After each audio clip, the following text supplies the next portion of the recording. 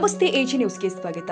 ಯಾದಗಿರಿ ಜಿಲ್ಲೆಯ ಶಹಾಪುರ ತಾಲೂಕಿನ ಖಾನಾಪುರ ಗ್ರಾಮದ ಆಯುಷ್ಮಾನ್ ಆರೋಗ್ಯ ಮಂದಿರದಲ್ಲಿ ಭಾನುವಾರ ರಾಷ್ಟ್ರೀಯ ಪಲ್ಸ್ ಪೋಲಿಯೋ ಅಭಿಯಾನಕ್ಕೆ ಆರೋಗ್ಯ ನಿರೀಕ್ಷಣಾಧಿಕಾರಿ ಸಂಗಣ್ಣ ಅವರು ಮಗುವಿಗೆ ಪೋಲಿಯೋ ಹನಿ ಹಾಕೋದ್ರ ಮೂಲಕ ಚಾಲನೆ ಕೊಟ್ಟಿದ್ದಾರೆ.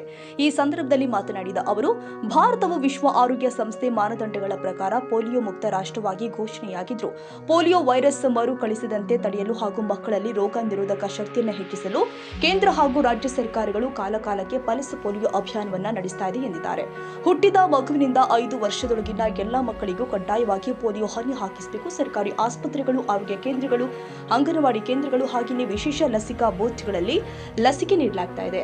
ಲಸಿಕಾ ದಿನದಂದು ಬೂತ್ಗೆ ಬರಲು ಸಾಧ್ಯವಾಗದ ಮಕ್ಕಳಿಗೆ ಆರೋಗ್ಯ ಸಿಬ್ಬಂದಿ ಮನೆ ಮನೆಗೆ ಭೇಟಿ ಕೊಟ್ಟು ಲಸಿಕೆ ನೀಡಲಿದ್ದಾರೆ ಎಂದಿದ್ದಾರೆ.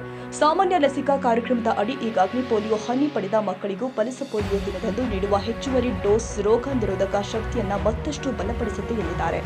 ಕಾರ್ಯಕ್ರಮದಲ್ಲಿ ಸಮುದಾಯ ಆರೋಗ್ಯಾಧಿಕಾರಿ ರೇಣುಕಾ, ಆಶಾ ಕಾರ್ಯಕರ್ತರು ಆದ ಶಾಂತಮ್ಮ ಹಾಗೂ ಭಾಗ್ಯಶ್ರೀ, ಅಂಗನವಾಡಿ ಕಾರ್ಯಕರ್ತೆ ಶಂಕ್ರಮ್ಮ, ಸಹಾಯಕಿ ಗೌರಮ್ಮ, ಗ್ರಾಮ್ 1 ನಿರ್ವಾಹಕ ಹೊನ್ನಪ್ಪ ದೇವರಹಳ್ಳಿ, ಗ್ರಾಮ ಪಂಚಾಯಿತಿ ಸಿಬ್ಬಂದಿಗಳು ಆದ ದುರ್ಗಪ್ಪ ಹಾಗೂ ಬಾಲದಂಡಪ್ಪ ಸೇರಿ ಮಹಿಳೆಯರು, ಮಕ್ಕಳು ಹಾಗೂ ಗ್ರಾಮಸ್ಥರು ಭಾಗವಹಿಸಿದರು.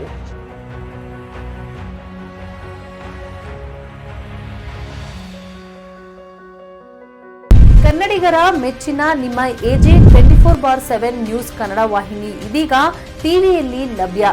ವೇಳೆ ನೋಟಿಸ್ ಕೊಟ್ಟಿದ್ರೆ ವಾಪಸ್ ತಗೋತೀವಿ. ಇವತ್ತು ವಕ್ಫ್ ಪ್ರಾಪರ್ಟಿ ಅಂತೇಳಿ ಬರ್ತದೆ ಅಂತ ಹೇಳಿದ್ರೆ ರೈತರು ಬೀದಿಗೆ ಬಂದ್ರೆ ಏನ್ ಮಾಡ್ಬೇಕಾಗತ್ತೆ? ಯಾರು ವೋಟ್ ಹಾಕಿಲ್ಲ ಅಂದ್ರೆ ಗ್ಯಾರಂಟಿನೆಲ್ಲ ಸ್ಟಾಪ್ ಮಾಡ್ಬಿಡ್ತೀವಿ.